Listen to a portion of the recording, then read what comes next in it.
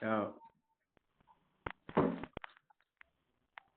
Insya Allah ini nanti sampai 11 seperempat ya. ya Pak.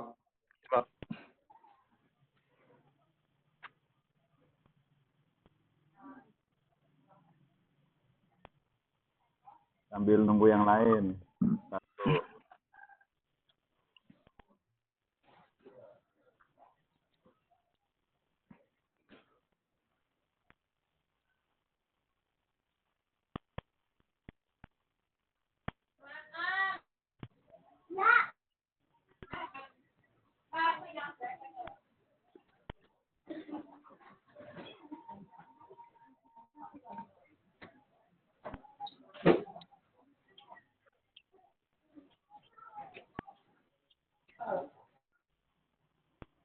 Apa namanya itu Noval biasanya kemarin nih gabung dah. Sing moni apa Rob lah Jan. Serupa. Manuk gue. Iya. Manuknya telina tisit.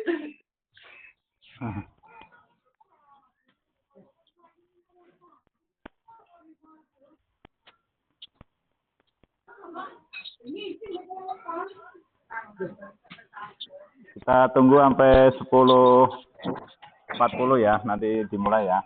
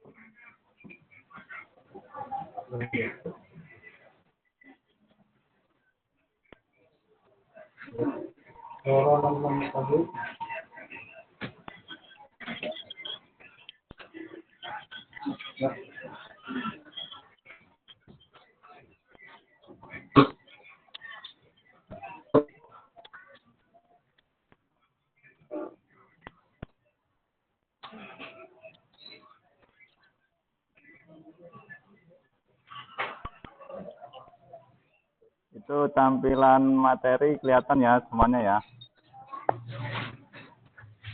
Halo Randy.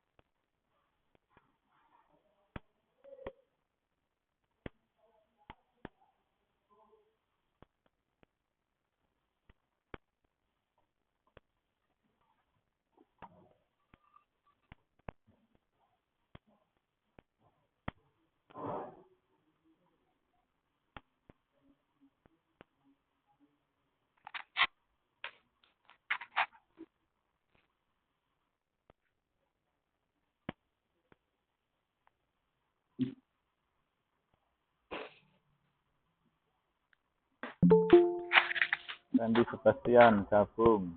Terima kasih Randy Sebastian sudah gabung. Kameranya Arif Rahmat, silakan dihidupkan. Randy Sebastian, mic-nya juga dihidupkan Randy.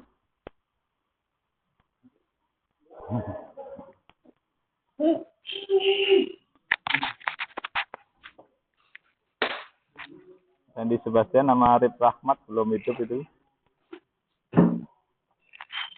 Apa mic-nya?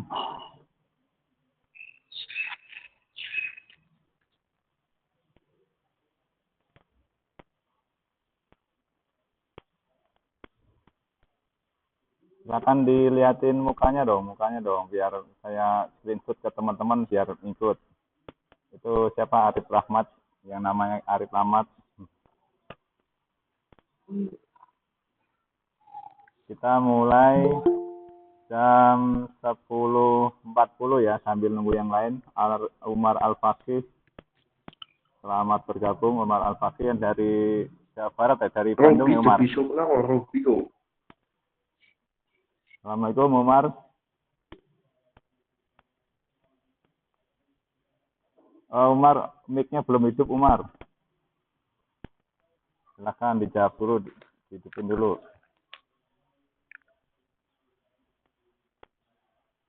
Umar Al-Fakih, silakan dihidupin mic-nya, semuanya boleh.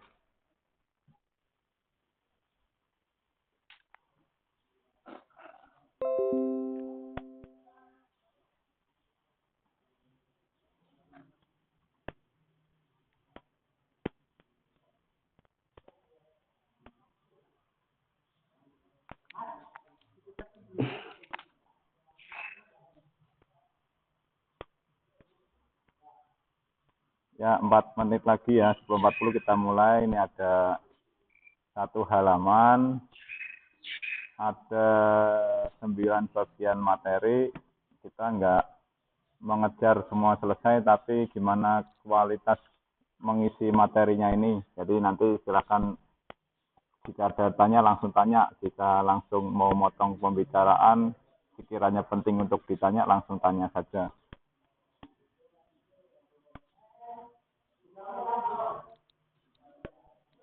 Suara saya jelas? Halo?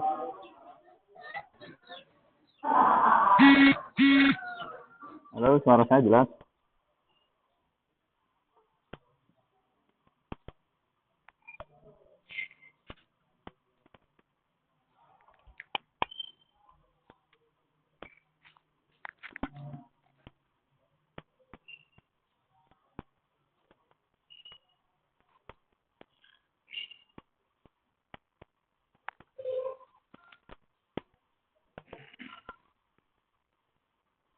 Umar Al-Fakih, Assalamualaikum.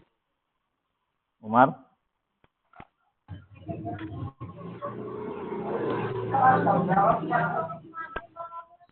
Umar, Randy, Sebastian, Randy Julian, Arif Rahmat, Assalamualaikum.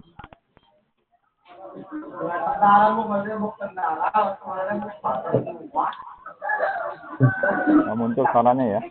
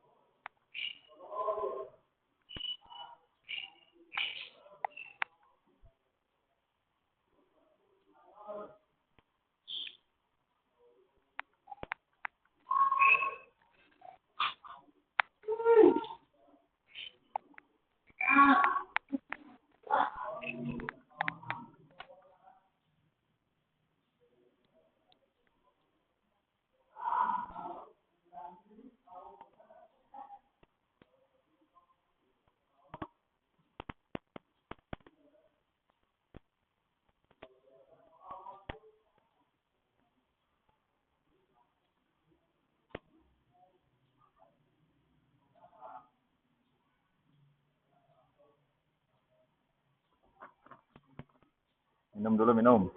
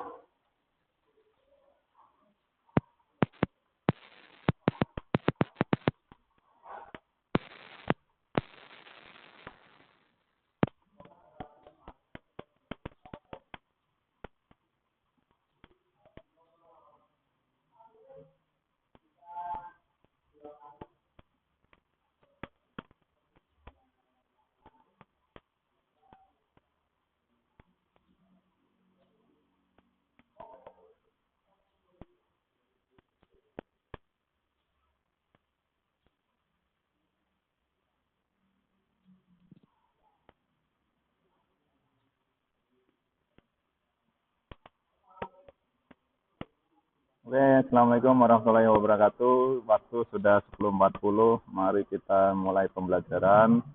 Saya pengen tahu dulu nih semuanya, suara saya kedengeran nggak nih? Halo. Mic-nya hidupin, silakan disambung pertanyaan saya. Suara saya kedengeran nggak? Halo,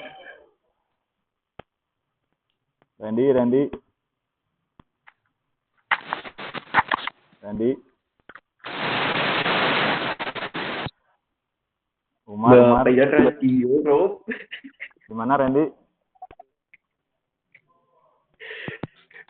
Kayak radio, mereka udah kesek banget. Ustaz. Randy Julian, Arif Rahmat, suara saya jelas.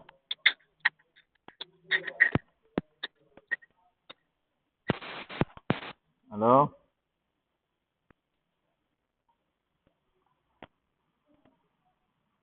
Oke, ini video saya rekam pakai OBS. Nanti mudah-mudahan bisa share ke teman-teman yang lain. Langsung ditanyakan lagi saja nanti jika ada yang perlu ditanyakan. Ini materi tentang di awal-awal pembelajaran, yaitu materi mendiagnosis kerusakan kepala silinder.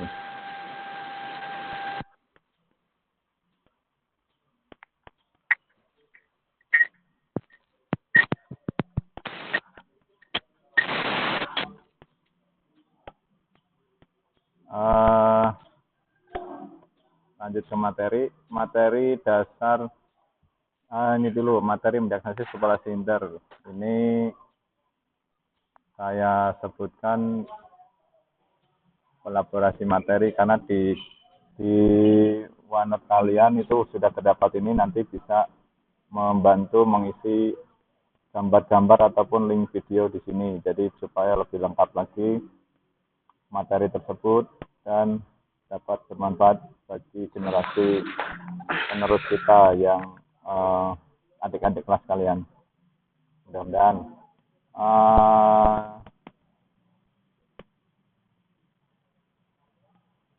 mendiagnosis kerusakan kepala silinder. Diagnosis itu artinya apa? Saya singgung dulu, yaitu penentuan jenis penyakit dengan cara meneliti, memeriksa gejala-gejalanya, pemeriksaan terhadap suatu hal. Nah, kita di sini mendiagnosis, yaitu menentukan jenis penyakit dengan cara meneliti atau memeriksa gejalanya. Nah, ada Seki Tama yang baru gabung. Terima kasih yang sudah bergabung. Jika ada yang perlu ditanyakan, langsung ditanya aja, tidak apa-apa. Mic-nya dihidupin dulu sebelum tanya ya. Halo, Umar Al-Fakih, suara saya kedengeran? Mic-nya hidupin dulu, Umar Al-Fakih. Halo.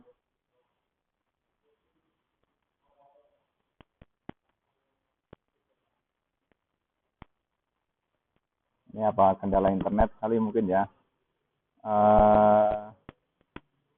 Lanjut lagi ke materi. Di sini mendiagnosis kerusakan kepala silinder. Kita menentukan jenis penyakit apa saja dengan meneliti gejala-gejalanya, kerusakan-kerusakan pada kepala silinder. Nah, untuk memasuki pelajaran ini, kalian perlu mengetahui dasar-dasar atau pokok tentang mekanikal mesin terkait mendiagnosis kepala silinder, yaitu bisa dilihat di materi atau di layar kalian, silakan. Teori 4 tak. Saya besarkan dulu. Tahu mekanisme pergerakan mechanical mesin 4 tak. Kemudian tahu mekanisme katup. Jadi pergerakan katup itu apa saja yang bergerak, apa-apa yang penting dalam mekanisme katup. Teori mekanikal yang menempel di kepala silinder, misalnya intake, exhaust, kemudian apa itu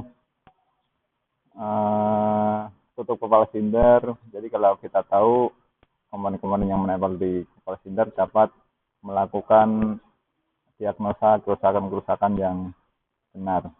Kemudian tahu komponen pelumasan, teori komponen pelumasan, berikut jalur-jalur pelumasannya. Karena ada kerusakan di kepala silinder yaitu kebocoran oli misalnya. Jadi kita mesti tahu jalur-jalur oli dan komponen-komponen yang terkait dengan sistem pelumasan. Contoh misalnya dalam kepala silinder ada oli menggumpal. Dan sedangkan kita mengerti bahwa oli itu perlu menyalur ke bagian mekanisme katup. Sedangkan kalau oli menggumpal,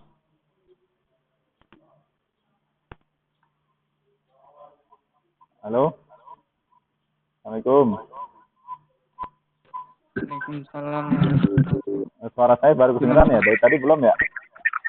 Belum dengeran, Pak. Oh, ini ada bungung-bungung nggak? Ada mantul nggak suaranya? Betul nggak? Masuk. Ada suaranya.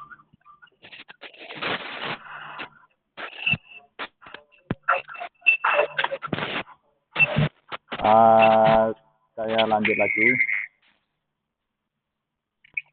dari awal dulu ya berarti. Materi mendiagnosis kerusakan kepala silinder.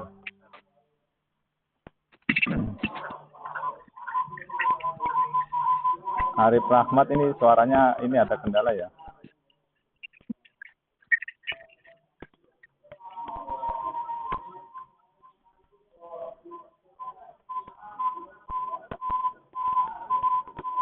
Bentar.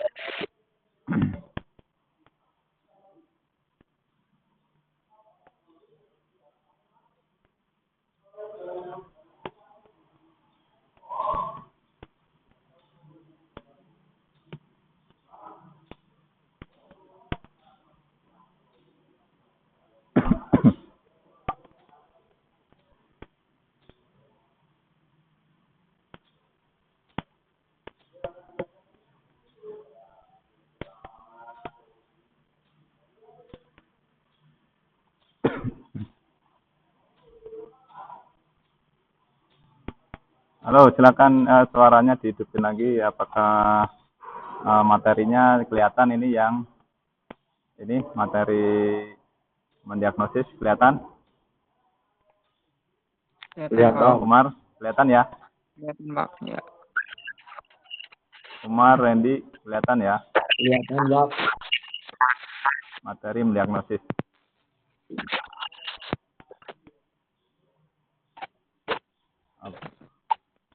Silakan. Saya lanjut lagi membahas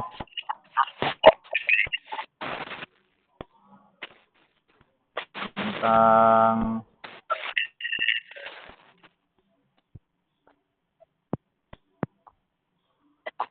mendiagnosis kepala silinder. Mendiagnosis menentukan jenis penyakit dengan cara meneliti atau memeriksa gejalanya. Menentukan, jadi kita ketika ada kerusakan di kepala silinder atau sekitarnya, kita dapat memeriksa gejala-gejalanya, menentukan dari mana poin kerusakan tersebut. Kemudian materi dasar untuk memasuki materi terkait mendiagnosis kepala silinder ini, kita perlu diantaranya ada beberapa ini yang saya sebutkan. Teori 4 tak, tahu pergerakan mekanikal 4 tak itu supaya kita mengerti pentingnya misalnya di mekanisme katup saat kita posisi kompresi misalnya kan perlu katupnya itu rapat. Nah, seperti itu. Jadi kalau kita tahu itu, ternyata kalau saat kita bongkar ada kerak atau ada keropos di dudukan slab misalnya, maka dari itu kita bisa mendiagnosis itu bahwa itu rusak dan perlu diperbaiki.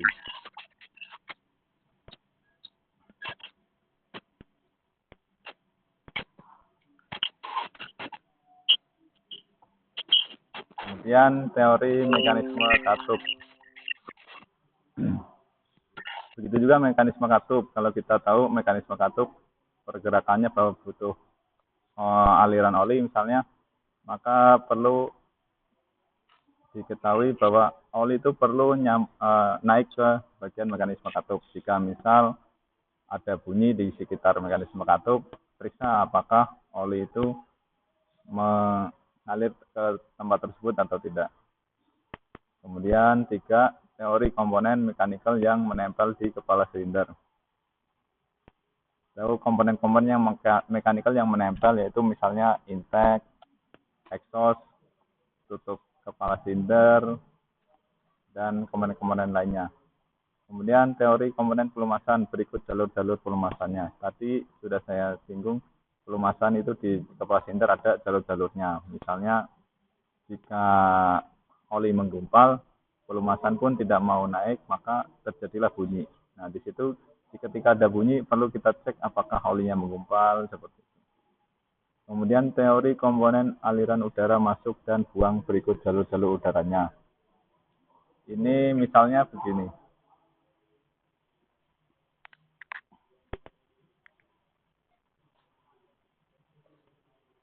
Misalnya adalah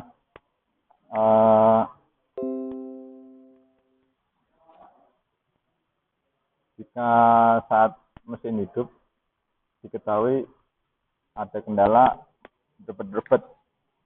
Ternyata kita cek sepertinya angin masuk dari intake.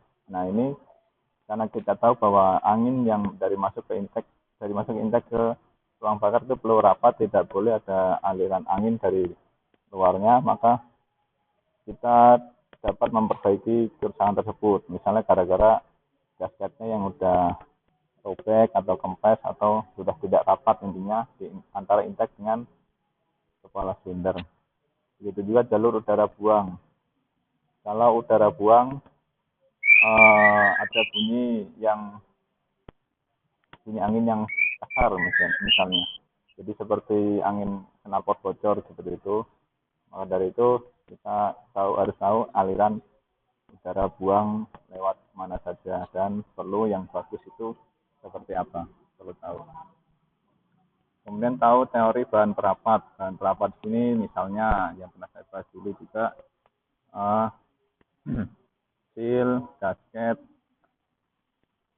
kemudian apalagi silen misalnya. Jadi kalau bahan perapat kita tahu fungsi sealnya apa, silen fungsinya apa, gasket fungsinya apa, maka jika ada kerusakan di daerah tersebut kita dapat mendiagnosisnya. Teori sistem pendingin, berikut jalur-jalurnya. Teori sistem pendingin misalnya kita tahu bahwa aliran sistem pendingin itu dari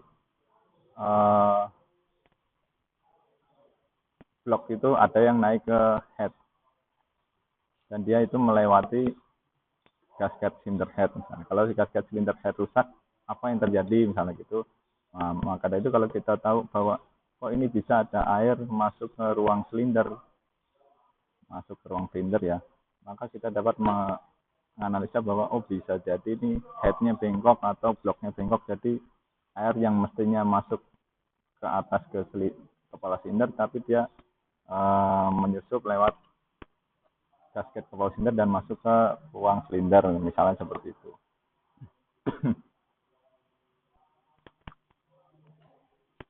Sampai sini ada kendala nggak? Apa suaranya jelas nggak?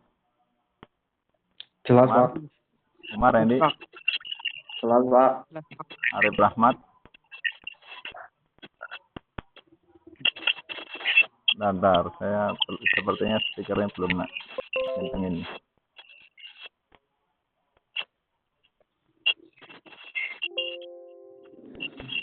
Ridho Ahmad Umar udah masih kedengeran? Kedengeran Pak. Oh ya, tadi ternyata speaker saya belum saya kencengin. Ada yang ditanyakan tadi ya? Ada yang ditanyakan nggak dari tadi? Ada Pak. Apa ya kira-kira dari Itu Pak apa? Head cylinder pendek itu karena apa Pak? kenapa? Head cylinder bengkok. Ah, Lalu karena apa? head cylinder bengkok itu yang terjadi dari panasnya mesin. Dari awalnya misalnya kejadiannya overheat. Contoh overheat itu dari radiator pecah ya. Radiator pecah mengakibatkan kan air keluar jadilah overheat. Di sini udah paham ya, jadi overheat ya kalau airnya habis ya.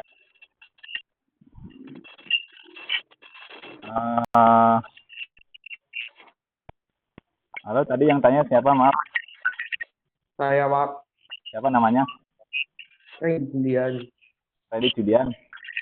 Ya. Ya, Randy Julian. Jadi headnya itu karena panas yang sangat berlebih atau bisa disebut overheat, maka dari itu dia memuai headnya memuai, bloknya memuai, kemudian menjadikan itu bengkok seperti itu.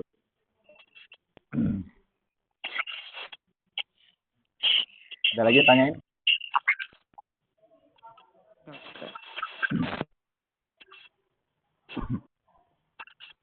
Sering itu, jadi kalau overheat kemungkinan besar bengkok. Kecuali yang overheat tapi drivernya itu tahu bahwa ini overheat langsung berhenti dan diderek. Jadi overheatnya belum patah, belum apa headnya bengkok, langsung diderek, maka kemungkinan besar selamat itu headnya belum sampai bengkok. Yang sering terjadi kan kalau overheat tapi tetap dipaksa hidup dan nggak bisa hidup, itu baru bisa mengakibatkan bengkok.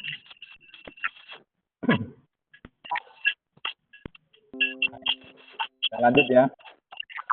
Lanjut Pak. Ya. Umar Al-Fakih videonya mati itu ya. Lancar Pak. Lancar. Kedengeran. Oh ya, tapi videomu di post ya, apa gimana ya? Nggak tahu Pak. Oh ya, Umar itu aslinya orang Bandung atau orang sini? Orang Jawa Barat Mandarin Pak. Oh, jadi emang orang tua dan Umar tuh nggak bisa bahasa sini berarti ya? Iya nggak bisa. Oh, waktu itu saya bacakan ke beberapa kamu kan juga saya nggak bisa bahasa Jawa, oh ternyata gitu. Oke, nggak apa-apa, yang penting kalau enaknya online kan begini, meskipun dari jauh bisa masih tetap belajar. Iya Pak. Iya.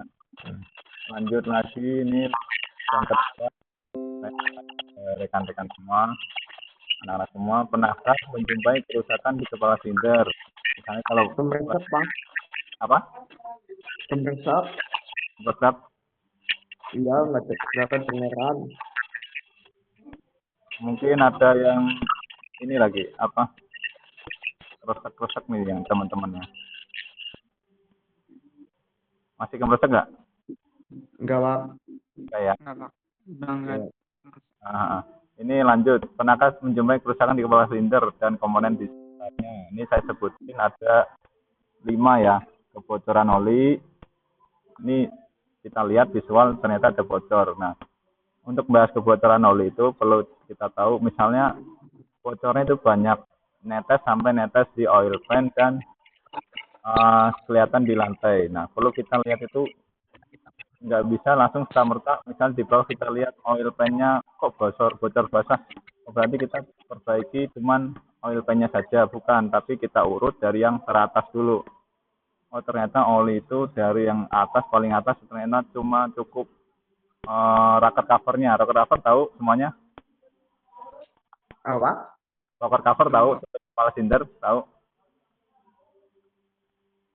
Kepala silinder. Yang tutup kepala silinder itu yang ada apa namanya, mekanisme katup, kemudian kita tutup. Nah, seperti itu sering itu ada kebocoran oli di situ.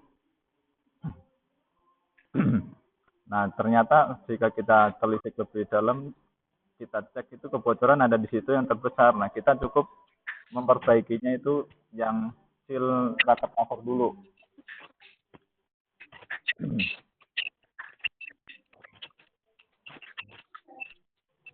Kemudian intinya kalau kita mendapat kebocoran oli, kita teliti yang paling atas dulu. Kalau emang yakin itu kemungkinan kebocoran dari yang paling atas saja, itu dulu dikerjain. Tapi ternyata setelah seminggu atau 2 minggu masih ada yang bocor di bagian bawah-bawahnya yang tadi saya sebutkan, baru dicek lagi. Tidak apa, bertahap daripada semua dikerjakan, tapi ternyata bukan itu target yang sebenarnya kerusakannya itu. Kan sayang kalau mungkin di uangkan atau disebut jasa pembongkaran itu lebih banyak jika hanya dibongkar dibanding pembongkaran saja. Kita kalau berorientasi kepada pemilik mobil, berapa biaya perbaikannya dia, kita tawarkan ke dia mau atau tidak, seperti itu. Silakan Pak Bayu diklik. Ini nanti kira-kira sebelum azan kurang 10 menit supaya rekan-rekan ada persiapan untuk mandi dan ganti baju ya. Jadi kemungkinan sampai, bentar saya lihat jadwalnya. Jadwal azan sini jam berapa ya? Tahu?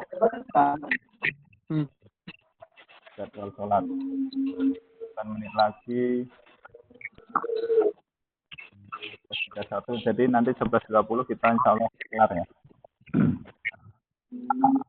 Ya. Tentang kebocoran oli, ada yang tanya dulu?